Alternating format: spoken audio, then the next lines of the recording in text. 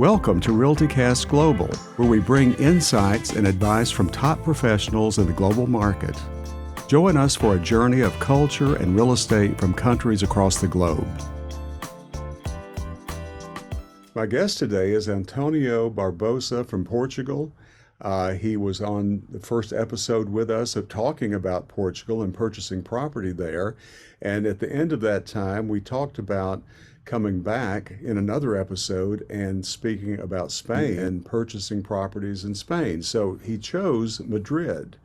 And there's a lot of history there, and Tony's got a lot of information to share with us. But first, Tony's with Infinite Solutions out of Portugal. He's been a 20-plus year resident there, and he really knows his stuff. He knows all the ins and outs, the nuts and bolts of purchasing in that country. So, Tony, I'd like to introduce you this morning to the public. Say hello. Hello. Buen dia. Buenos dias. Okay, great. Tell a little bit about your background before we get started. Well, real quickly, I grew up in the U.S. Actually, I was born in Africa, in Angola. Grew up in the U.S., blessed to be educated there. More than 20 years, calling Portugal my home. Portugal and a little rib here for Spain, too. Nuestros hermanos. I love Spain. And so it's a pleasure going to be talking and sharing a little bit about Spain with you, and especially in Madrid to start off, because Spain is big, Hugh. So looking forward to it, but just real estate, that's who we are. That's what we do. Tony, could you share about the rich history of Madrid? Sure. Madrid is capital, the biggest city of Spain, capital of Spain, and definitely it's where everything pretty much happens, right? Not only from when the ancient times, the history, the kings started from there growing, but that's where the center of the universe of Spain started, and so rich culture, way centuries old, and so everything just kind of went around there into other parts and other regions as well, because you do have, right, of there. But that's where everything started, in that center of Spain. Is Madrid centrally located in the middle? Can you tell us a little bit about the location? Yeah, it's definitely in, central northeast, okay, of Spain. And so easy access to basically a lot of other regions, right? Where you have from, whether in Galicia, which is the north of Portugal, whether it's in the south, in Andalusia, whether it's in Catalan, the Basque. So it's centrally located between all of Spain. I think that's what makes it also strategically located, and the access to one region to another, because there are quite a few regions in Spain. Madrid is just one of them. What about climate? Climate is, well, it does get colder there. It does snow a little bit as well, and but you have it could go from hot summers to a little bit colder winters. The areas the snow, whereas other regions you don't see the snow, of course, but there you do. But it's pretty mild. But you have 4 seasons. Let's just say there. You definitely know when it's summer, and you definitely know when it's winter or spring or fall. So, which is a good thing. Can you share a little bit about the culture of Madrid?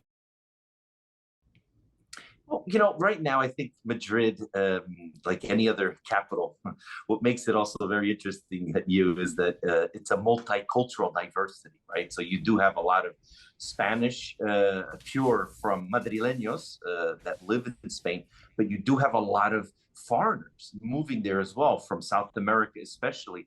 That's where I think most South Americans prefer to go live in Spain. Americans too, in the last few years, have also made Spain, and especially Madrid, their home.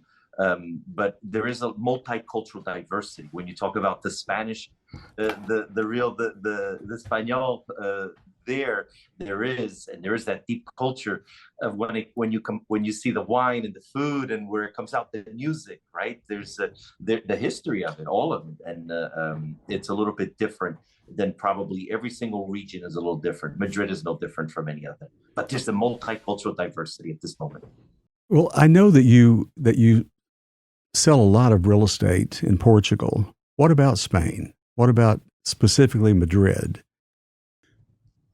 Not Madrid. We have a lot where the majority of our clients look around the coast. Okay, whether maybe a holiday home for the beach, etc., closer to the beach. That's our target client. Whether they're making it their holiday home, and which most often it is, or they eventually start out as a holiday home and move there. The person that usually considers Madrid definitely has to do because of work.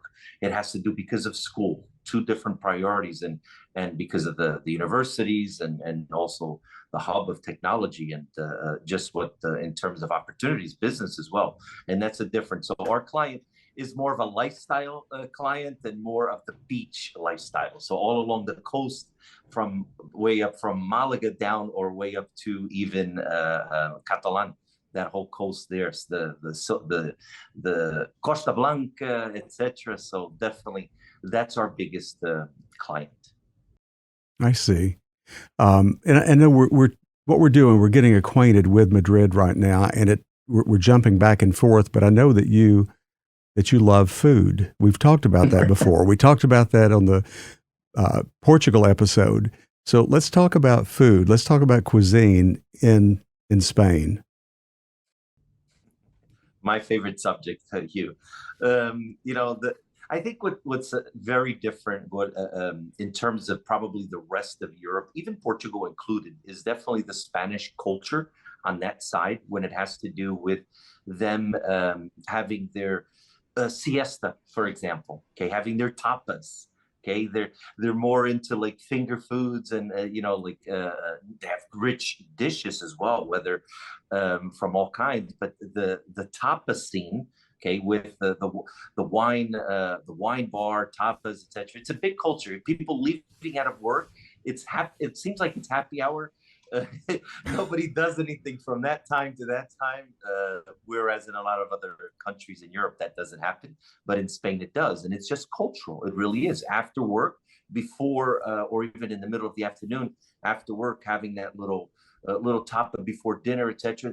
They Spanish love to have dinner late, even lunch, later on in the evening. So because they're out maybe till 9 or 10 p.m., after work, talking with friends, a little wine here, a little wine there, and tapas, and I think then leave it off for dinner if they still have room in their belly.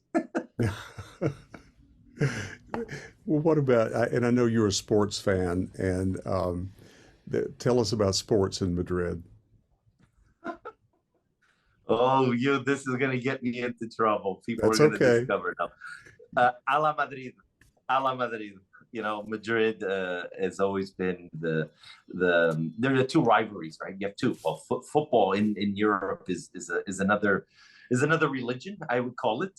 And you have lots of rivalries. Even in Madrid, you do have a few teams, but obviously Real Madrid is the biggest, and their biggest rivalry, of course, is Barcelona. It's an ongoing, always saga and battle. Actually, you know what? This weekend, I think they're having the two are playing together. So that's always big. But football is definitely, without a doubt, something that every Madrileno, every once in a while, you have one other teams around. But most will either be from Real Madrid or from Barcelona. But I'm a Real Madrid. I'm a Madrileno. What about this? When you have a, a number of people flowing into Spain, you said a lot of people from South America, I believe, and some other people from the United States coming in. Do you have any idea about what they do once they get there? I mean, are they moving because they can have their job anywhere they want in terms of with their computer? They could sit there in Spain and they can work on their computer. They could complete their job and go out and have fun. Or would it be retirees coming in there? Or, what is the makeup of people moving in terms of what they do? What are they looking for? The majority, and also Brits. Brits love Spain. Brits always loved, especially the coastal areas. And it is for business. A lot of it, investments, quality of life too, retiring. You notice some younger families. I was actually just reading an article about the New York Times about a young family just moved out to Madrid just recently, and it has to do with the quality of life, what they're paying, even to start off and renting a place instead of buying outright. So definitely the cost of living is a big factor for them leaving from like the US or United Kingdom. When you're talking about South American, probably the most, the reason I hear the most is always about safety there as well. And so that's definitely whether, you know, in a lot of other South American countries, they're what it is, but safety is a big part in their decision as well. These young families that move into Madrid, what about the educational systems there? What do they typically do?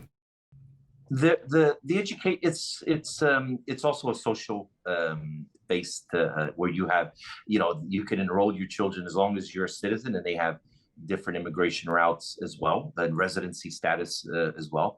But being a citizen of of Spain, then your children, along with not only education but healthcare as well, and so they can be. And then of course there's the private universities that are a lot. Not only private university, private schools, not university level. I'm talking about just the private education for high schools, etc. So, Okay, so that brings up another question about purchasing there. Um, so you could, if you purchase something there, you can live there for 90 days, I believe. If you're, just say you're a U.S. citizen moving there, can live there for about 90 days. Then you have to go home. You have to return home. Tell us the different situations that allow you to stay longer. And I know that there's golden visas, I believe, in Portugal. But if you could get into that just a little bit and let our guests, our viewers understand about what it takes, kind of the nuts and bolts of purchasing and what's required of them once they're there so that they can live there longer. sure, you.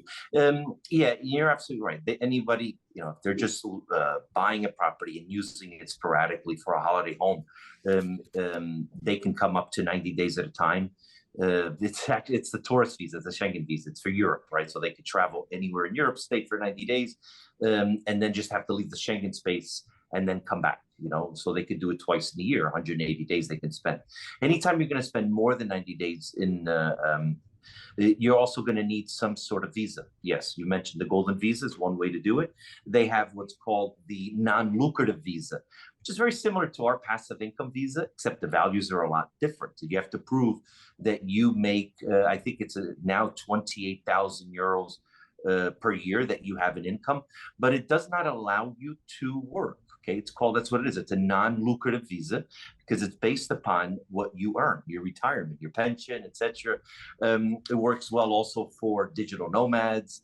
There's also digital nomad visas, so you could definitely work for another company. So those are different ways. And what that's going to do ultimately at the end of 10 years, which is probably that's the big difference in a lot of other countries, especially here with Portugal. Whereas after 10 years, you can qualify to become a Spanish citizen, right? And we're in Portugal, for example, it's only 5, whether through a golden visa. The golden visa, of course, it's authorization for residency through investment. So when you're buying a property, minimum 500,000 euros that you're investing there, and it grants you authorization to live, work, travel. You're a resident and that's the beautiful thing. There's no limitation there on how much time you have to spend or minimum or maximum time. So you could do it. Whereas the non-lucrative visa, there are certain regulations as well. But then ultimately, if you want to go through the route of citizenship, you're looking at more or less either a visa program around 10 years. Okay, that's what it's stipulated by law now. You mentioned the families, some of the families moving in there, that safety is a huge part of moving to Spain. Can you elaborate on that just a little bit about crime and about other things like that that would be a positive influence because there's lack of crime? Do you know the statistics or anything like that you could share with us? Well, right now I could tell you that, for example, like, you know, a few publications they put out, not only Global Peace Index, and you can verify on there. but even places where expats want to live, etc., safe, and it's based upon a lot of factors. Spain always ranked, it always ranked in the last, I can't remember, 10, 15 years, ever since I've been doing real estate here in Europe, in Portugal. Spain has always been in the top 15, top 20 countries in the world to move. So, whereas Portugal only in the last couple of years has been on that list, Spain has been way longer than that. And there's a lot of reason for that. One is because it's, when you think about predominantly the countries in Europe where people even just go on holiday. You look at Spain as the number one country, then probably Italy, etc., and so on, France. But Spain is always ranked there. And in terms of safety, if these publications definitely, they do their surveys and people moving there, why, etc. And one of the reasons, of course, is always safety. That's always a consideration for people to move anywhere, right? That's right. That's right. When you're looking at pricing of properties, what would you say the median price would be in Madrid? Downtown. Okay, you got to remember it's also broken up into different areas, neighborhoods. The same price that you're going to pay in La Moraleja, for example, or in other neighborhoods, posh neighborhoods, it's not the same. But in downtown, and it could be broken up. For example, like if you're buying in the downtown area, prime areas of Madrid, you're looking anywhere between 8,000-10,000 euros a square meter and up. So if you're buying 100 square meter apartment, which is basically 1,000 square feet, you're looking at say 100 square meters times 10,000, you're looking at a 1 million euro apartment there. Okay, in downtown heart of the city and up, and definitely up. If you're going outside, you're looking at numbers very different. Even we just renting a property. I mean, in certain neighborhoods, we just helped a couple from. They're actually from Brazil, living in Lisbon, okay, at the moment, but they want to, because of their work, they're going to be moving to Madrid, and we helped them find, it was a 1,800 euro nice 3-bedroom apartment. They needed a small little patio for their dog and stuff, so even renting, but it's not in downtown. Where that same place in downtown area, you're looking at a good 6,000-7,000 euros a month. I mean, close to that in the rents. Rents have become extremely high here. So where would be in Spain the most economical place to purchase and move to? In Spain, the most economical place to move, it probably the northeast areas of Galicia, okay, which is about not too far from Madrid, but it's still a drives away. The areas as well as the Andalusia, okay, near Sevilla, etc., is within a certain budget, and anything along Salamanca. Salamanca has a great university there as well, etc.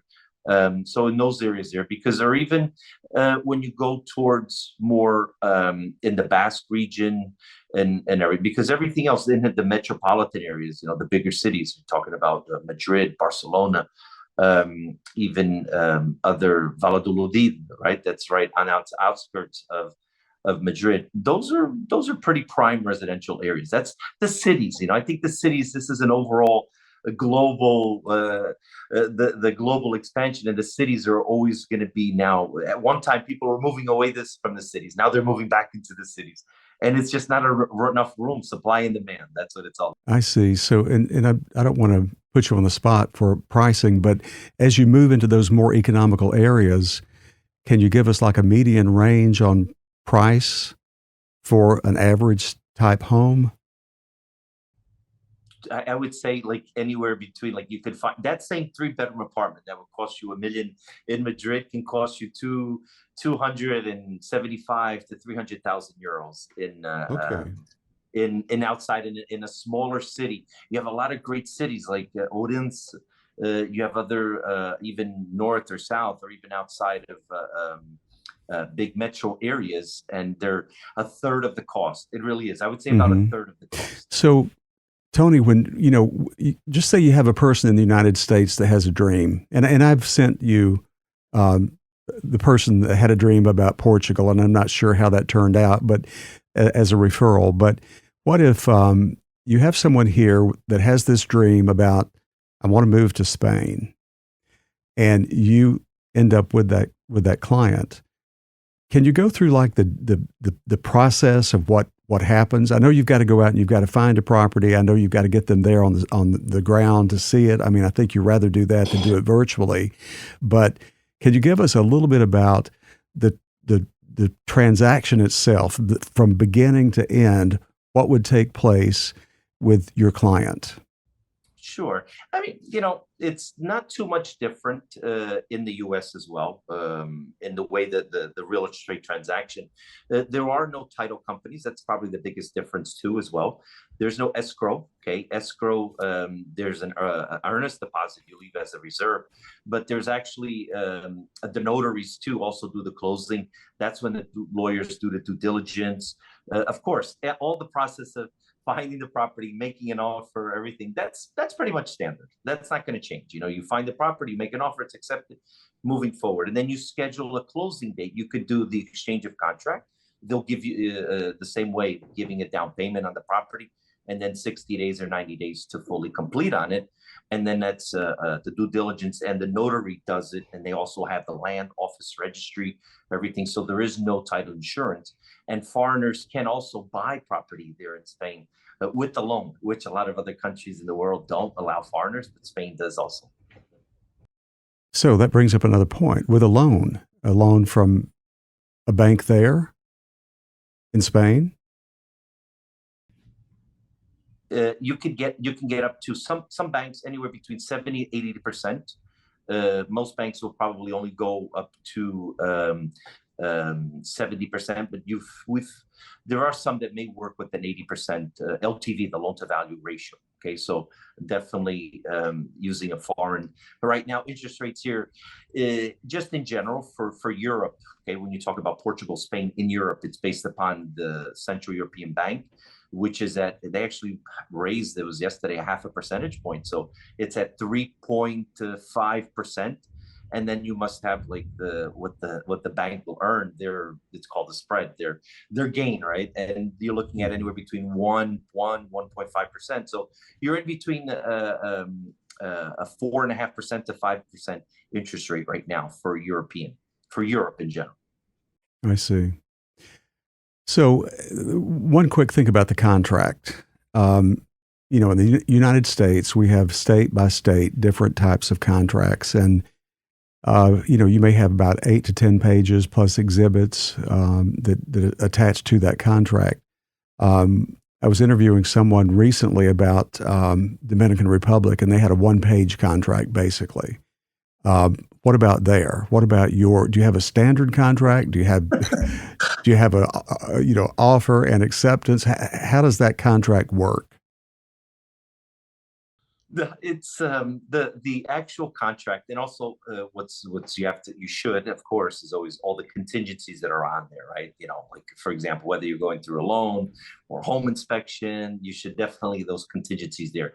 On a normal exchange of contract, well, normal, like for example, like when you're doing an earnest deposit, it's not that complicated, 1 or 2 sheets, right? And everybody initial signs it. When it's the exchange of contracts, it could be up to maybe a good 4 or 5 pages. When the closing, okay, and that's what the closing, the official deed is done, that could be about 7 or 8 pages. And then also, if you're using a bank, then it can go up to maybe about 20 different pages. So to sign an initial, because then you're actually doing another contract with the bank, right? You're registering that contract, and that's the difference. So the initial offer would be similar to a letter of intent. Is that what you're saying? Similar to that, and the first part, and then a progression thereafter. Exactly. That's exactly what I mean. It's you have your intention, and you make the offer, etc., and you're leaving an earnest deposit, right? You leave that until the actual formalization of the deal, which is the exchange of contracts. And then at that exchange of contracts, again, maybe about 5 or 6 pages with all the contingencies. It lists who's selling, right? Who's actually going to be selling, all the property owners, or one or a company, however, entity, who's buying it, identifies all the parties and all the legal ramifications of the deal, so you have all the contingencies. So everything is in writing as well. and it's pretty, it's nothing nothing different probably in the U.S. in that aspect, right? Where you have I think probably there in the beginning, you when you submit an offer, you can also do all those things at the same time. We just have to do it in a separate, like 3 different phases in the deal. I see. And by the way, you are a member of the National Association of Realtors. You have a code of ethics just like us, and you are also a member of the International Real Estate Federation, which is we refer to as FIABC. So you've got the background, you've got the knowledge of how to make this thing work, how to navigate through the whole system, and come out at the very end with a great closing. Anything Yeah, happened absolutely. along the way? Anything happened along the way that you would like to say, like a beware, beware of this, beware of that when you've got a client coming in, because people come in and they're falling in love with the thought of living in this romantic area of Spain, and sometimes they can't see beyond some of the problems. So is there anything that you ever dealt with where you had to just give them a dose of reality and say, wait, think about this before you make that decision? I think as you mentioned earlier, being part of the NAR, the National Association of Realtors, and there is also sister associations in Spain, just like in Portugal, etc. So definitely working with a realtor, okay, a realtor, as you say, and we know it's by a strict code of ethics we work, and so there are in Spain. So definitely look for one there. And all the brands are there. I mean, from A to Z, and even smaller brokerages as well that may be realtors themselves, okay, which is the brand, the realtor brand. But there's some top quality professionals like everywhere else in the world. Now, what I would probably just say, beware, is definitely the home inspection. Okay, people sometimes don't want to get it because they want to spare the expense of 700, or even some will tell you, though, it's buyer beware. It's not normal to do home inspections. That's not true. Okay, that's not true. I strongly recommend. That's probably the biggest mistake that most people do make when they're buying farm property. And of course, without the goes to mention having legal representation. Realtors, we do real estate. Lawyers do law and property. Getting a property lawyer to do, and a company also for the visa processes. Sometimes, we always say this, Hugh. If you think it's expensive to hire a professional to get the job done, wait till you hire an amateur. And real estate is very important. You got to have those people around you, the team, even the loan broker, everything, because that's what's going to make a real estate transaction, especially international. And then you also have to deal with the currency exchange, which is having a great currency exchange broker, right? If you're whether you're using the dollar or the pound or the yen or this or any other currency, locking in a certain rate, planning ahead. Maybe I would say plan ahead like a good year in advance before. Get to know the country, visit it, scout it.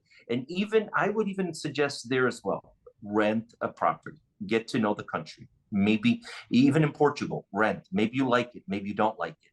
Maybe you like Spain, maybe you don't, or Italy, or anywhere. But in this matter, we're in Spain. But also every single little region. There's certain regions that are more happier to receive foreigners, and others that are not foreign friendly. Okay, so keep that in mind. Although and like where remember this, Spanish have the Spain have their own culture and identity. You're never going to change it. In a million years, you're not going to change it, and that's a good thing.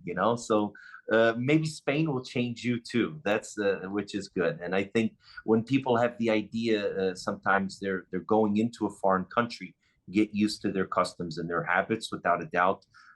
Those are just some of the things. Get to know the community, people, if you want to interact, especially if you're going to be living there permanently, because there's areas that are more specific for retirees. There's others more because of schools, etc. So finding the right community. And so how can you do that first? Then probably just automatically, sorry about that, automatically finding the right community for you.